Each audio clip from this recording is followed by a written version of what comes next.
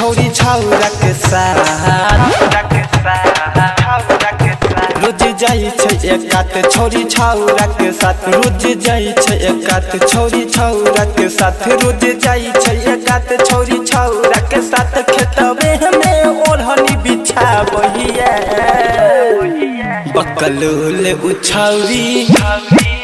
बकलोल उछौरी कुमार में पेट करायल के बकलोल उछौरी छौरा से पेट करायल के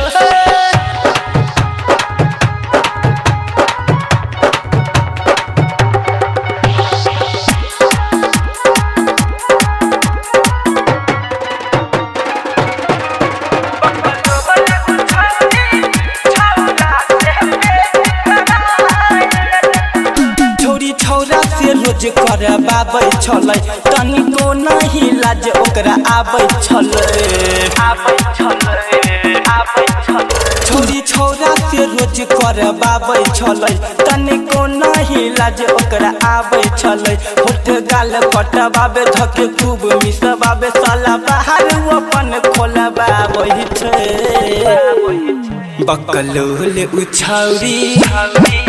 बकलोल उछौरी कुमार में पेट करायल के बकलोल उछौरी छौरा से पेट करायल के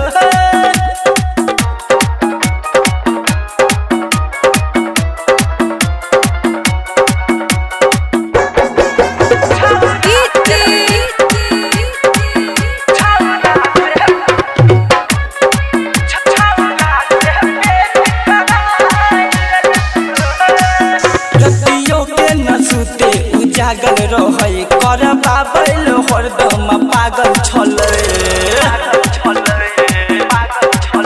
रतियो के न सुते उजागल रहै करबाबै हरदम पागल छलै आधा रात भेलै सब सुइत रहलै फोन कहि के ओकरा बोलाबै छै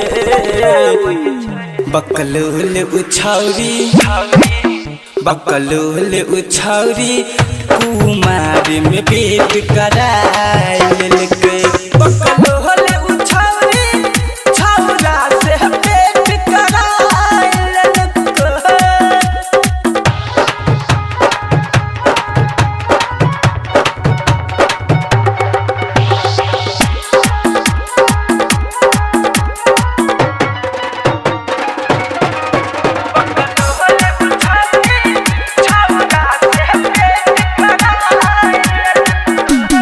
जितेंद्र रूपे से कहे छलै सेठ दीवाना से जाके छोरी मिलै छलै जितेंद्र रूपे से कहे छलै सेठ दीवाना से रोज छोरी मिलै छलै भेल छै ई हाला पूरा टोला महला छोरी इज्जत अपन साल के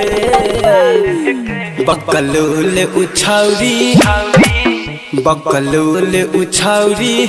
कुमार में पेट